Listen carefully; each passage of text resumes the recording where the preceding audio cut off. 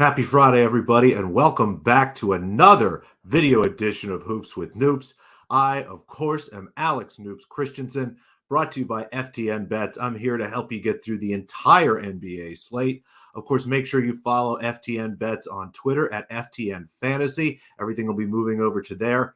And make sure you're subscribed to this YouTube channel. There is a lot of great content on here. Several other good shows every day of the week. Mike Randall doing a great job with college basketball. You can find some of his stuff there. Mean Streets. Chris Meany does an excellent job, especially with hockey. I love listening to him talk about a sport I really know nothing about. So check all that out. And as always, make sure you sign up for FTN and all the great stuff there. Again, lots of tools, lots of data to work with, a ton of great content. You look down there in the bar in the bottom, there's a code there for 10% off. And again, they run specials several times a year. Not sure there's one right now, but again, always check on the FTN social for that. A lot to cover here, so let's get into it pretty quickly. Again, as I like to always say, happy Friday. It is, the regular season NBA is back. There is a ton of games tonight. And, I'll just kind of be upfront with it here to start. There are 14 games. I can really only recommend a bet in one of those games right now. Now, as always, we'll get to Not for Noops, where I talk through all the games I'm not betting now. There are about 3 or 4, maybe even 5 other bets I might make later in the day. But as we've come to expect, again, with true regular season NBA basketball in early January, a lot of questions about injury, a lot of questions about motivation. And again, a lot to cover. So let's jump right in. Again, before we do, though, thumbs up would be really great, and I would love a comment in the bottom. Again, if there's anything we could be doing better, if there's any more information you'd like to hear in these spots, I'd really appreciate knowing. So put a comment down there in the bottom. Let's get to the games. First up, and again, the game I've got a bet in tonight, the New York Knicks go to Philadelphia to play the Sixers. Sixers just 6-point favorites with a total of 231. You may have noticed I'm a bit of a Sixers fan. It really is the only team that I truly care about. As a Philadelphian, people always assume that I'm an Eagles fan. Couldn't care less. Philadelphia's a better place to be when the Eagles win, but outside of that, I really couldn't care less. I love the Phillies because I love my mom, but I don't really watch baseball unless I'm with her, or maybe it's the playoffs. I love going to hockey games that really don't understand the sport well enough to appreciate the Flyers, but the Sixers, every season, ride or die. I watch almost all the games live if I can, and any of the games I do miss, I watch the next morning, and that can make it tough. But I look at this game, and everything adds up to a comfortable Sixers victory for me. They've been one of the best teams in the NBA. They've covered huge numbers, especially at home, and as high as the market rating is, I don't know if it's high enough. At the same time, the Knicks have been better than I expected them to be without Mitchell Robinson. Robinson is a huge player for them, one of their best big men. He's out for the rest of the season. He's a great rebounder, but Isaiah Hartenstein has stepped in and been a really good defensive player. If you look at some of the newer defensive metrics, and again, still something that's evolving, but we have some pretty good numbers like DPM and, that's defensive plus minus, things like that. Hartenstein has been great for the Knicks, and they've been playing good basketball. Now, it's been very up and down. A lot of those games I look at, and at first I thought they're outlier performances and still kind of do, but maybe, that's what they're capable of, some really hot and cold nights. But I think tonight is going to be one of the colder ones. This is a matchup where, as good as Hartenstein has been, he is not the physical player you need to guard Joel Embiid, and that works. There's not many big bruising centers, against 25, 26 plus teams in the NBA. You're fine without a physical presence as a rim protector. However, not tonight. Joel Embiid has been incredible. The reigning MVP has a chance to win a second one in a row, which is truly just absolutely a surprise for me. I didn't expect him to be this good, and he's much better than he was last year. Nick Nurse has been great, helping him in the offense, expand his role. He's been passing the ball well, and again, still gets all the shots he wants. He's devastating in that half circle above the free throw line. He is great in the post. He can shoot just about everything you could ask him to do. And I expect him to have a huge night tonight. Not really anybody on the Knicks that can guard him. And at the same time, Tyrese Maxey continues to lead and for most improved player of the year. Looks like someone that's going to comfortably be in the All-Star game, possibly maybe even an All-NBA team, third, something like that. But building up to a great season for him. And I look at this tonight, there is not a guard on the Knicks that can really slow him down. I mean, it's going to be tough for the Knicks again to stop the two best Sixers scorers. Both of these teams are on a back-to-back, but tomorrow night, the Sixers play in Philadelphia against Utah. That is not a look-ahead spot. The Knicks do have to go to Washington. That's a little tougher. As much as I think Jalen Brunson might have a good game tonight, everything I look at has the Sixers winning, by almost double digits here. I do make them 10-point favorites in this game. I look at both my market rating numbers and my own projections based on of actuals. And the market rating, I expected this to be closer to 8, 9. Looking at actuals, it could be as high as 12 or 13. I mean, the Sixers have been fantastic. So I like Philadelphia tonight. And it's not really because I'm a fan. Again, it's harder for me to bet on the Sixers because I already have so much invested emotionally, which, again, I hate. I really wish I could change that. But here we are, and I'm even going to back it tonight with some money. I love the Sixers tonight, -7. I think this is just, again, a really great matchup, and I'm happy to lay the points with them. Now, 13 more games, and again, a lot to get through. Just want to give you kind of my thoughts, but be careful. And this will be a good advantage for everyone here that does listen to the show. I really appreciate that. Not going to be any banners you can see and scroll through. So a lot of the information and possible bets you're going to get, a little reward for those of you who do watch and listen. And of course, a reward for everyone that's in the FTN Bets Discord chat. All my bets go into there before I make the show, before I write the article. You get everything absolutely as quick as I can send it out, sometimes even a little bit of a better number. And I'll also be sure to put these possible bets I make in there so you know that I made them. You're not wondering, whether or not I did. It's going to be kind of light advice, but a lot to cover here in 13 games that I'm not sure I can bet right now. We'll start with the Utah Jazz. They're 14.5-point underdogs in Boston. The total is 238. All these prices are very close to my projections. Kind of lean towards an over here, but it's a tough spot. The Celtics have to go to Indiana tomorrow. It is a look-ahead spot. If there was ever a time to rest some of your players, they can beat this Jazz team without everybody playing, without their best basketball. And as much as I do make them 14-point favorites, there's a lot of reasons not to trust them. At the same time, the Jazz, this is the first night of a back-to-back. As I mentioned earlier, they play in Philadelphia tomorrow night. So a really tough spot for a team that is intriguing now that they're all healthy, but even at 14.5 points, I can't trust the Jazz enough here. And again, as much as I like maybe the over, I just don't know what effort I'm going to get. So tough for me to find any value in this game. Again, wouldn't mind a bet on the over. When you have blowouts like this, it's usually good, but I'm worried Boston slows this game down a little bit to save energy for tomorrow. The Oklahoma City Thunder at the Brooklyn Nets. The Thunder are 5.5-point favorites. The total is 234.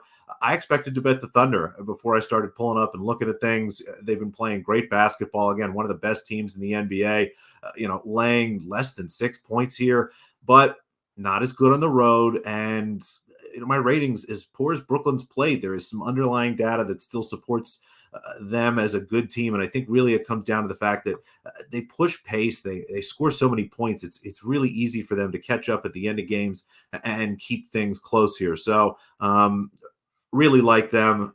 Well, no, don't really like them, but I think, again, the rating here is pretty solid. I actually only have the Thunder in my model as 5-point favorites. So again, as much as I expect them to come in here and think Oklahoma City can really blow this Nets team out, I can't bet on it. So let's move forward to another game, another historic Indiana Pacers and Atlanta Hawks total. It is at 262 points. I can't remember a total even at 260. That's insane. I mean, I think that used to be the All-Star game total. So you look at a game like this, it's just an outlier. There's going to be so many three-pointers, so many shots in the air here.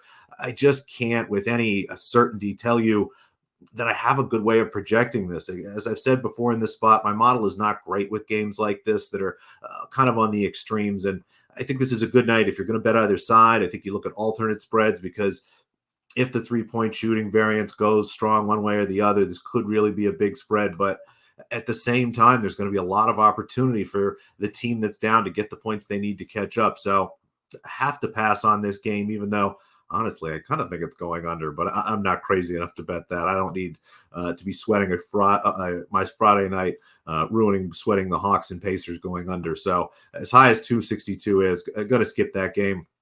Washington Wizards are 10-point underdogs in Cleveland.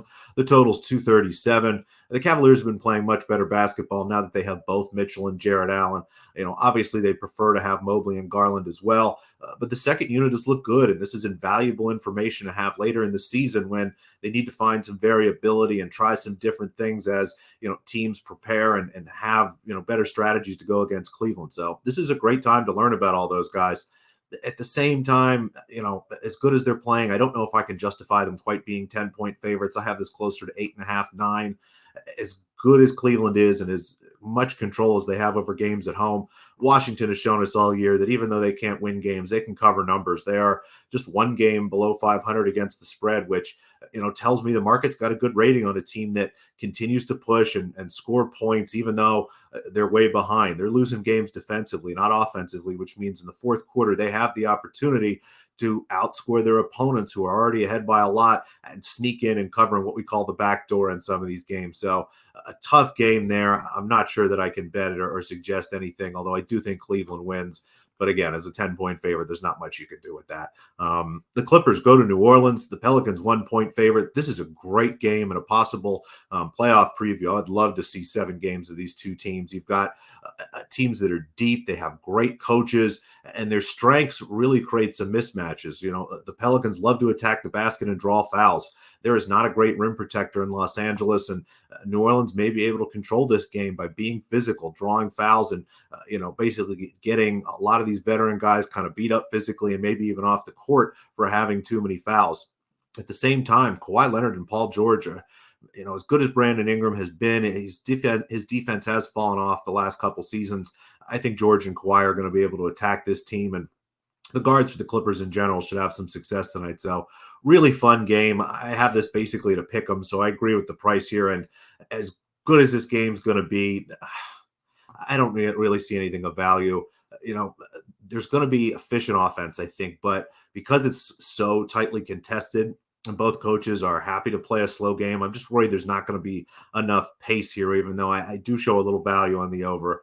Again, in these closely contested games, the pace really does become slow if it's tight, and I think it will be at the end of the game. So lean under there, but we'll pass. A bet that I may make a little bit later. I'm waiting here. The Minnesota Timberwolves go to Houston. The Rockets are 3.5-point underdogs, but that line has been kind of ticking up, and it doesn't seem to be any injury news, just some support in the market for Minnesota.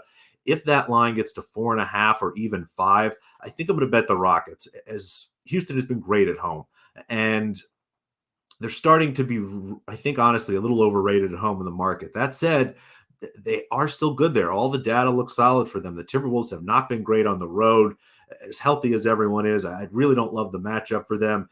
Defensively, what Houston wants to do in terms of trapping could be tough for a Minnesota team that does not have a lot of great passers, a lot of great ball handlers. So I think the Rockets can actually make this the ugly game that they can win, but I still need a little more here. So again, it's on the move. It was 3.5. I'm starting to see some 4s. If we get a shot at 5, that'll almost certainly be a bet, and I'll put that in the FTN Bets Discord. So check there later. A game that I don't really want to talk about it, but I said I'd mention them all. The Hornets go to Chicago. The Bulls are 9.5-point favorites. That is very close to my projections, which is awesome because both of these teams are a mess. The Hornets are one of the worst teams in the NBA. 9.5 is not enough points for me to bet them. The Bulls are not nearly good enough to lay double digits. Forget about this game. The Portland Trailblazers go to Dallas. The Mavericks are 9-point favorites. The total is 236.5. They played on Wednesday. The Mavericks were 11-point favorites at home, and the 2-point adjustment really is because Luka Doncic is listed as questionable. If Luka plays, I expect the Mavericks to win by a lot. They won by 29 the other night. They're just a devastating team when at home and all healthy. Again, we still need Doncic in, but if he is, it's a great matchup for Dallas, and I think they can win by 15, honestly. So if Luka's announced in and we get a chance to bet -10, I will. Again, check the FTN Bets Discord. I'll put it there if and when I do make that bet. Another bet that I'm looking at to possibly make, the Miami Heat go to Phoenix to play the Suns. The Suns 4-point favorites. The total's at 229. We just need to wait to see what's going to happen with Kevin Durant. And honestly, whether he's in or not, I think I'm backing Phoenix. If Durant is in the game and this line is still at 6.5, I'm absolutely going to bet the Suns.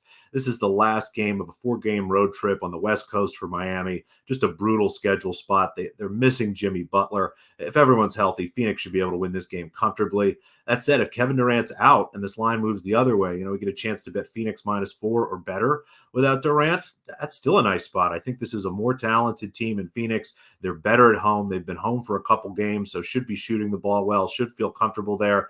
And as I mentioned, a really bad spot for Miami. So again, keep an eye on the FTN Bets Discord and a lot of other stuff in there. There's plenty of channels, a lot of other sports that you may not see, some great stuff, even some women's college basketball if that's your thing. And so check it out. It's a great value anyway, but I will have a couple probable bets there later. Keep an eye. The Orlando Magic played the Denver Nuggets. Denver coming off a great just comeback and win. Nikola Jokic banks a three-pointer from probably about 5-6 feet from inside half court to win the game at the end. Just a devastating loss for the Warriors. The Nuggets have to run home. Again, not a great schedule spot. I wonder how they respond to having to give that much effort. That said, they host an Orlando Magic team that has lost every game on their West Coast road trip. This is the last game of that trip, and have also lost Franz Wagner. He is injured, is going to be out for the short term. Not quite sure how long yet, but that is devastating. Wagner is their best player. He is the engine that makes their offense run so well. Defensively is a great player. He just means the world to this Magic team. So as much as I do kind of want to fade the Nuggets off an emotional victory last night, it's always a tough spot to do that twice in a row, especially in a back-to-back. I can't bet on the Magic without Franz Wagner. It's just a mess of a game. Speaking of games that are kind of a mess, the loser of that Nuggets game, the Golden State Warriors, host the Detroit Pistons. The Warriors are 10-point favorites, and the total is 239. Not only did the Warriors lose on a miracle three at the buzzer last night, Jonathan Kuminga chose to call a reporter at some point and just kind of throw Steve Kerr under the bus. Kuminga said that he doesn't trust Kerr, that Kerr is holding back his potential, and that Kuminga can never be the best player he could possibly be under Steve Kerr. It's one of the strangest interviews I've ever seen. The timing is a mess. So does that mean, Golden State just collapses in on itself like a star and crumbles tonight, and possibly even losing outright to the Pistons? Maybe. Or is this, this negativity, does this give the motivation Steph Curry needs to remind us all of how great he could be? Because he can destroy a terrible Pistons team. Curry could score 50 points and win this game by himself tonight. I can't come up with any logical way to bet this. Next game up, second to last game. Again, another bet I will probably make, but we need to see if LeBron James will be on the floor for the Lakers, who are 4-point favorites hosting the Memphis Grizzlies. Both of these teams struggling. The Grizzlies won their first 4 games with Morant, but have been pretty bad since then.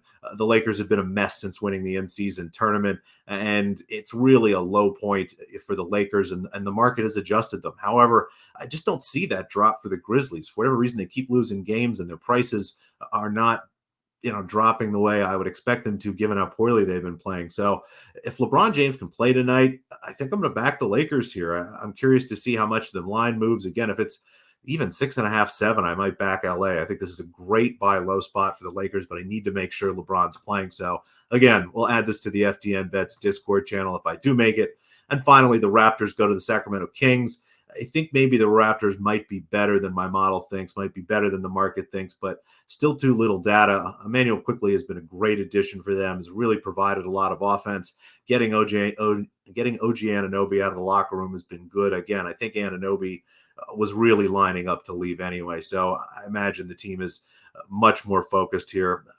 My model agrees with the 3.5. The total's at 238. Again, kind of lean to the Raptors and think maybe I'm underestimating them, but not strongly enough to make a bet. So that's all the games that I'm not betting and the games that I might be betting. Again, the one wager I do like, the Philadelphia 76ers laying 6 points. Really like them tonight against the New York Knicks.